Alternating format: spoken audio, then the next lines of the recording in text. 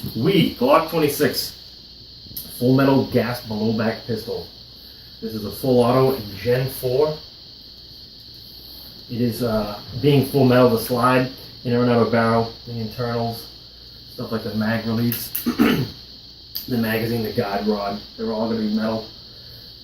It's pretty much just, it's not steel or good aluminum. It's basically just a zinc alloy. It's cheap, it's a low melting temperature, so it's cheaper to produce. And the takedown catch here. These pins are gold. I swapped them out with another Wii pistol. This is my magazine release, or mag catch, however you want to say it. It's made of actually, it's 3D printed, made of steel. I'll put a link to this. The one I'll offer does not have this hole. This is just a prototype for my own reasons. And the weight is pretty much going to be around 600 grams, give or take a few grams, which is basically equal to 20 ounces, for those that want to know what the ounces are. Magazine capacity is 15 rounds. It usually works best, that's what the manufacturer says too. I found if you put more, you may have trouble racking it back. So if you want to try to go for like 16 or 17, make sure that when it's out and it's locked back, you insert the mag and then you drop the slide, or else the nozzle is going to get caught on it and it's not going to strip off another round. This pistol does have a safety underneath the front frame here. The slide does have to be racked and kind of cocked and locked for you to activate it, and you just push down on it. This basically serial number slides back and forth, and it does not let the trigger move at all. So it's a pretty good safety. And the cool thing about it is it uses the same spring as the takedown catch. I've only had 2 failures with this thing, and I have had over 3,500 rounds through this thing, pretty much with the same magazine. The first failure was the outer barrel. A piece snapped off, but one of the little tabs underneath it actually broke off of it. But it's still going. I've had, Jesus, how many, like at least 20, 30 magazines through it, probably more like 40, 50. And it's still going, so it's not stopping. And that's in semi and full auto. I've only done about 5 magazines of full auto through it. I'm not a huge fan of full auto, even though I did buy the full auto pistol. I just like to have it in case I want to mess around. Other people like to see full auto, but accuracy-wise, semi-auto is the way to go, in my mind, in my opinion. The second failure was in the hammer spring, but that was an aftermarket garter one. I wanted to see if I can get more feet per second out of it, and it snapped it after like, I think it was 10 magazines, so I do not recommend it. I'll try to put a picture of that one up. Next, I want to get to the sights. These are simulated night sights, so they're not that bright. It's kind of like a dark lime green. It just makes it harder to see unless you have like a light right next to you or behind you. It's very difficult. So I was trying to say it's more difficult to acquire the target than the black and white ones that would come on the standard ones. So that's something else. But they are bolt in, they're not drifted, so you can just bolt them off.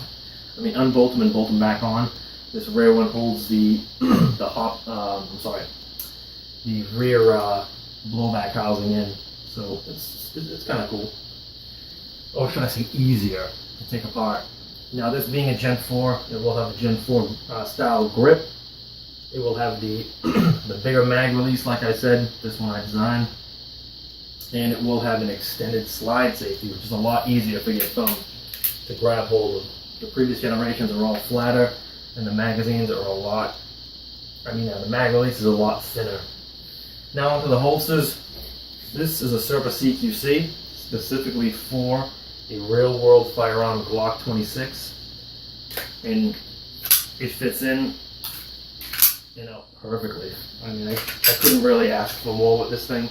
It will kind of slightly show some drag lines on your slide, but if you don't care about that, it shouldn't really matter. It doesn't look too bad, you can't really tell, but it's got great retention. I know some guys don't like these because they say if something gets jammed in here, or like dirt, mud, whatever, that this won't release. So they usually just disable this just to have the just a regular holster.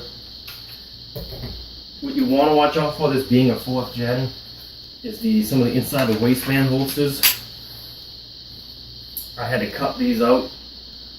I had to cut the slide release because it sticks out too far, and it kind of just pulls up and it just sticks out too much in the holster, and it doesn't let it go in and out very easily. So you want to watch out for that. But other than that, I'm really liking this pistol. I haven't had any catastrophic failures. Like I said, the tab is broken off in the outer barrel and it's still going.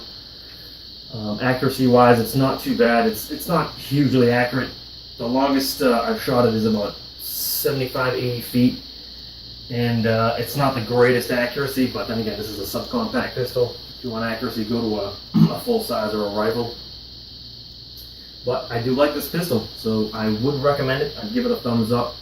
If you like some compact full auto pistols, check it out.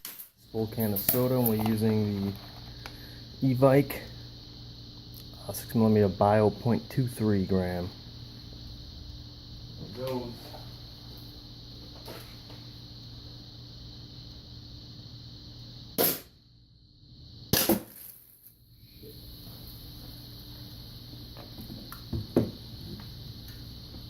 There you go. Did it.